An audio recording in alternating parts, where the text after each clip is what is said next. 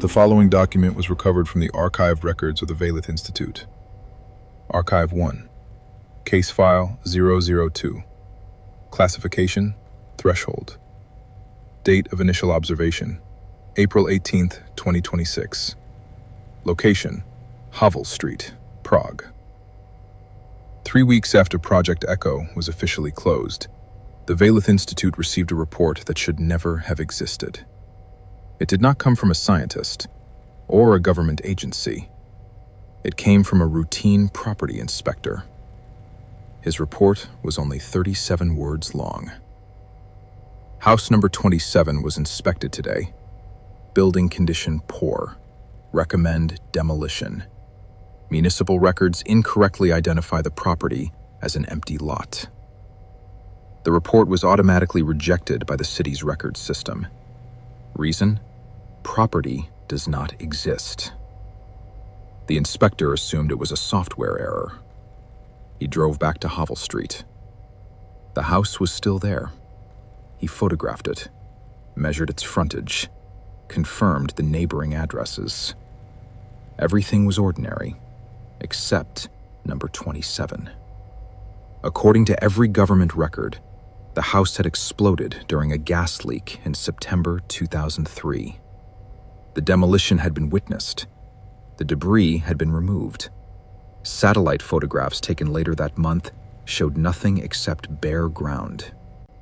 23 years later, the same house was standing exactly where it had always been. The report reached the Institute less than 12 hours later. No one spoke as the file was placed on the conference table. Several investigators exchanged uncertain glances. Finally, one of them broke the silence. "I thought Dr. Mercer retired." The room remained quiet. An older researcher closed the folder. "He did." "Then who's leading this investigation?" Before anyone answered, the conference room door opened. Dr. Adrian Mercer entered, carrying a worn leather case. No escort, no security clearance check, no introduction. He placed his case on the table and looked only at the first photograph. A neglected brick house, curtains closed, garden overgrown, afternoon sunlight reflecting from the upstairs window. Mercer studied the image for almost a minute. Then he asked a question no one expected. "Who entered first?" The investigators looked at one another. "The property inspector." Mercer nodded once. "And after him?" "The firefighters." Mercer closed the file. "Seal the house." One investigator frowned. "We haven't confirmed an anomaly." Mercer looked back at the photograph. "You don't confirm threshold anomalies. You interrupt them." No one asked what that meant. By dawn the following morning, Havel Street had been quietly closed. Local authorities were informed that unstable foundations posed a public safety risk. Residents accepted the explanation without complaint.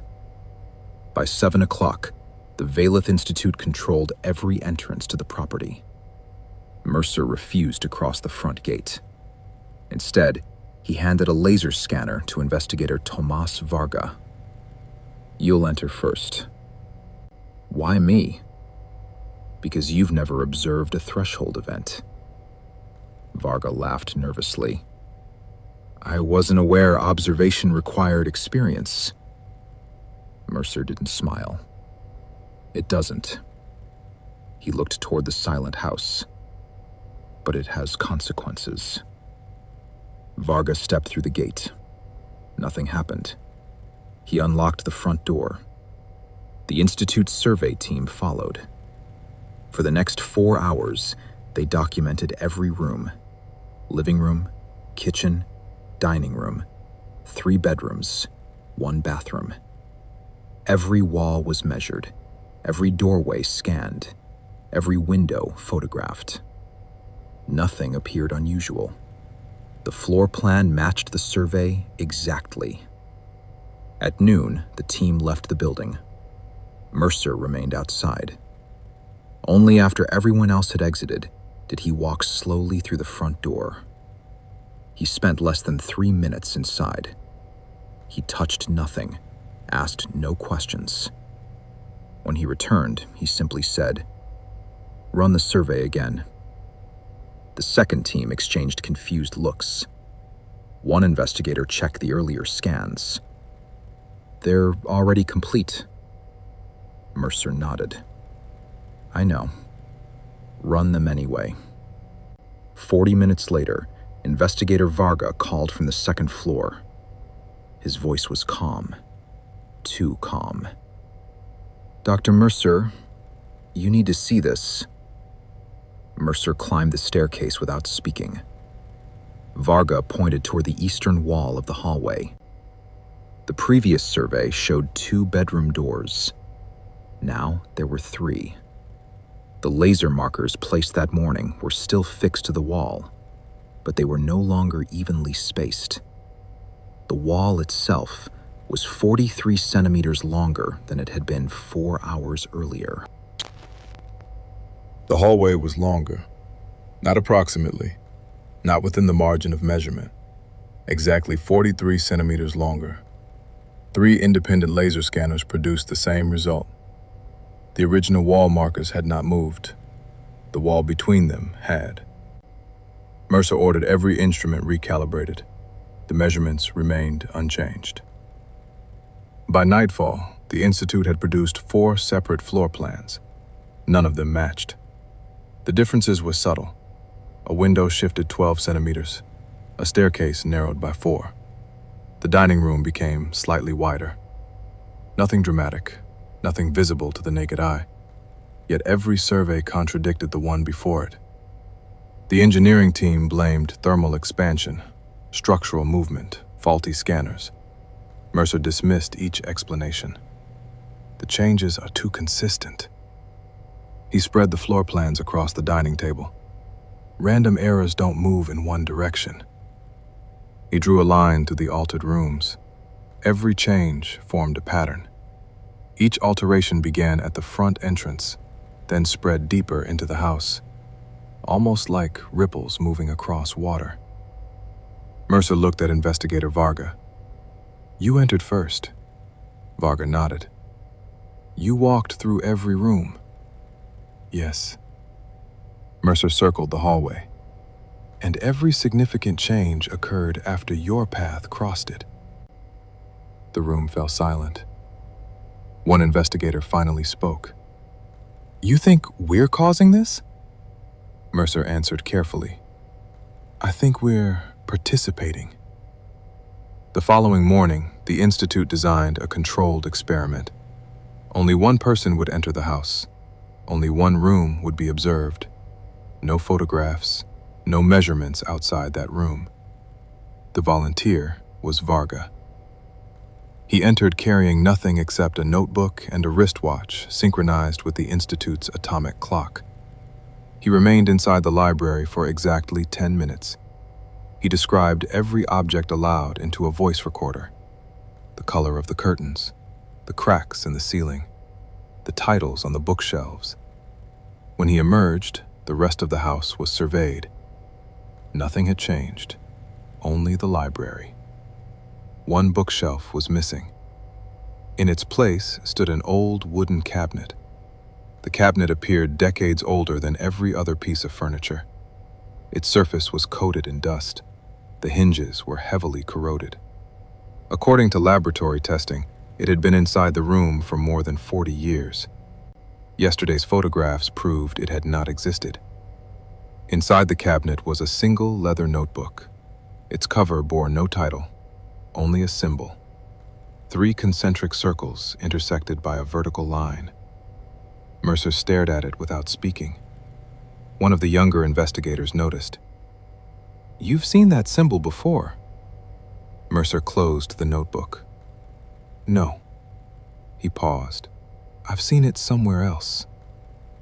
No one understood the difference. The notebook contained only one written page. No author, no date. Just a short paragraph.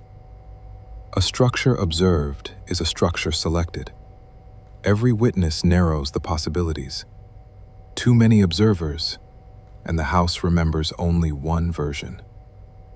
No one in the room recognized the handwriting. Mercer quietly asked for the notebook from Project Echo. Within the hour, the evidence archive delivered case file 001. The notebook from Havel Street was placed beside the recovered printer message. The paper was different. The ink was different. The handwriting was identical. No one spoke. Project Echo had investigated a radio transmission in Chile. This notebook had been found inside a house in Prague. The two events were separated by nearly 3 decades. There should have been no connection. Mercer slowly closed both files. This house isn't creating anomalies. He looked toward the second floor. It's following the same rules. Before anyone could ask what he meant, a security alarm echoed through the building. One of the exterior cameras had detected movement. The team rushed outside. The street was empty. No vehicles, no pedestrians, nothing. Then the operator replayed the footage. At precisely 3:17 p.m., someone had entered the house. Not through the front door, not through a window. They simply walked out of the eastern wall. The figure appeared for less than 2 seconds. The image was blurred, but one detail was unmistakable. He was carrying the same worn leather case that Dr. Adrian Mercer had brought with him that morning. The security footage was examined frame by frame. The figure appeared for only 47 frames, too brief for facial recognition, too clear to dismiss as interference. He stepped through the eastern wall as though it wasn't there. Then he vanished. No distortion, no flash of light, no sign that the wall had ever been disturbed. Only one detail remained visible throughout the recording. The leather case, dark brown, worn along the edges. Its brass clasp had been repaired with a small steel rivet. Investigator Varga looked toward Mercer. "That's your case." Mercer didn't answer. He simply asked for the recording to be played again, 3 times. When the playback ended, he closed the monitor. He's carrying the same case. The wording caught everyone's attention. Not my case. The same case. Mercer immediately ordered every external camera checked. None had recorded anyone entering or leaving the property. Only camera 4, facing the eastern wall, had captured the figure, as though the house itself had decided where he could be seen. That afternoon, Mercer proposed another experiment. No one would enter the house. No photographs, no measurements, no observation of any kind. The building would remain completely undisturbed for 24 hours. If observation changes it, absence should stabilize it. The team withdrew to a mobile command unit parked across the street. Laser sensors monitored the exterior. Thermal cameras watched every window. No one crossed the property line. For the first 12 hours, nothing happened.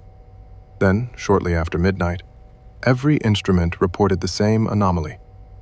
Not movement, silence.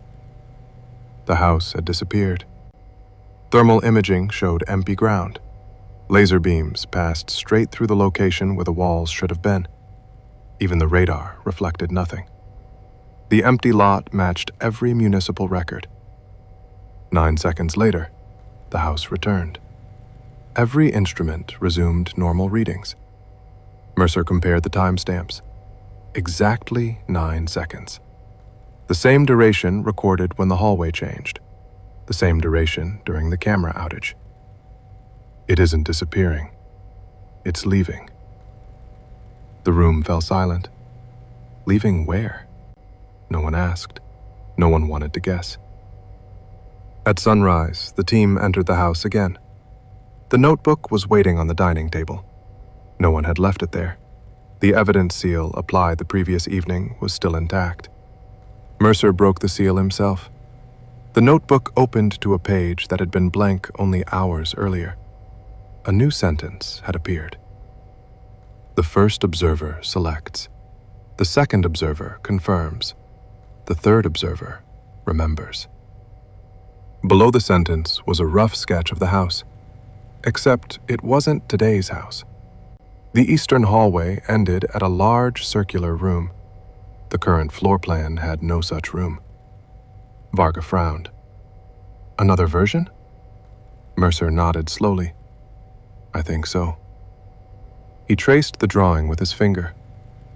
Every observation forces the house toward one possibility. And when nobody observes it? Mercer looked toward the front window. It returns to all of them. An engineer interrupted from the hallway.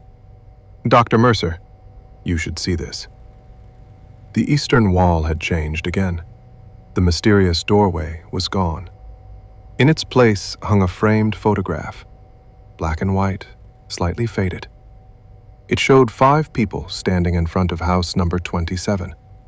4 wore Institute field jackets unlike any used today. The 5th man stood slightly apart from the others. His face was unmistakable. Dr. Adrian Mercer. The photograph was dated September 18th, 2003, the exact day the house was officially demolished. Varga stared at the date. That's impossible. Mercer remained silent. Varga looked at him again. You investigated this house before. Mercer finally spoke.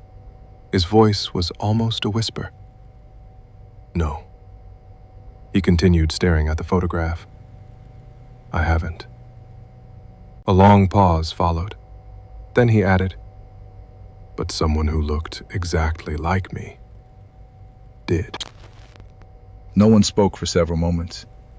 The photograph remained on the table. 5 investigators, 4 unfamiliar faces. 1 that belonged to Dr. Adrian Mercer. The date beneath it read, September 18th, 2003. 23 years before the current investigation. Investigator Varga finally broke the silence. You weren't there? Mercer shook his head. No. You've never seen this house before? I've never investigated this house. The distinction was deliberate. No one understood it. Mercer carefully placed the photograph inside an evidence sleeve. Seal every room. We're leaving. The order surprised everyone. We're close, Varga protested. We finally have evidence. Mercer looked back toward the staircase. No. The house has enough. By sunset, every sensor had been removed. The property was abandoned. Only one satellite remained tasked with monitoring the location. At exactly 2:17 the following morning, it captured a single image. House number 27 was visible. Every curtain was open. Every downstairs light was illuminated. Standing beside the front gate were 5 people. The resolution was poor. 4 could not be identified. The 5th appeared to be carrying a worn leather case.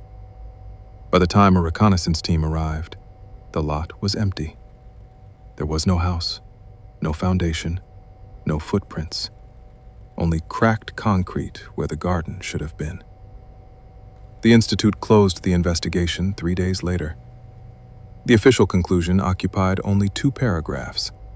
Threshold anomalies do not alter physical structures. They alter which version of a structure is permitted to exist within observation. A second paragraph had been added by hand. The handwriting belonged to Mercer. Project Echo demonstrated that information may exist before it is received. Havel Street suggests places may exist before they are chosen. The mechanism appears different. The principle does not. For the first time, 2 separate case files had been formally linked. The Institute classified both under a new internal designation, Archive 1. As the evidence boxes were returned to storage, A junior records officer paused beside an older section of the archive.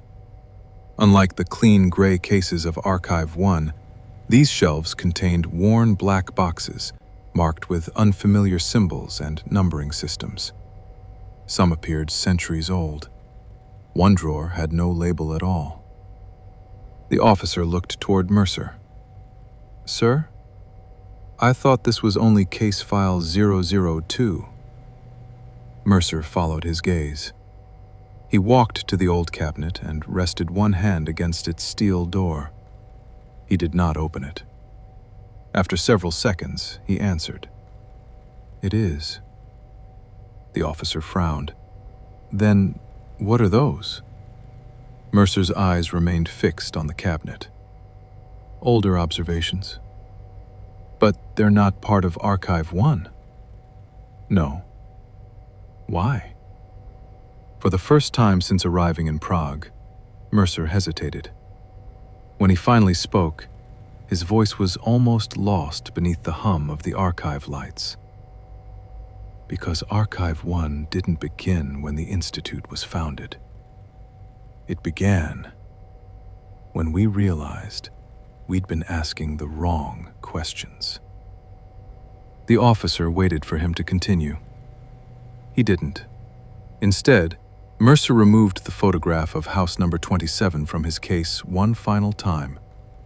He looked at the man standing in front of the house, the man who wore his face. Then he quietly placed the photograph inside the evidence box. The label was sealed. Archive 1, Case File 002. Status: Observation suspended. As the evidence box was returned to storage, the archive's security system continued recording. At exactly 3:17:09, the video signal was interrupted for less than a second. Institute technicians later confirmed there had been no loss of power, no equipment malfunction, and no interruption to the recording itself. Yet when the image stabilized, the archive was no longer exactly as it had been. The shelf containing Archive 1 appeared unchanged. Case file 001 remained in its place. Case file 002 remained beside it. But between them stood another evidence box. None of the attending staff recalled placing it there. The archive inventory contained no record of its arrival. The security recording showed no one entering the room. The box appeared simply to have always been there. Unlike the gray cases used for Archive 1, this one was black. Its corners were worn smooth with age. The paper label had yellowed. Across the front, barely visible beneath decades of fading ink, were 6 words: Archive 0, Case File 184. No corresponding file has ever been located. No investigator has claimed responsibility for placing the box on the shelf. And according to every inventory completed before that night, it had never existed. Case file 002 was officially closed on April 24th, 2026. Archive 0, however, was opened again for the first time in 28 years. Reality is only a hypothesis.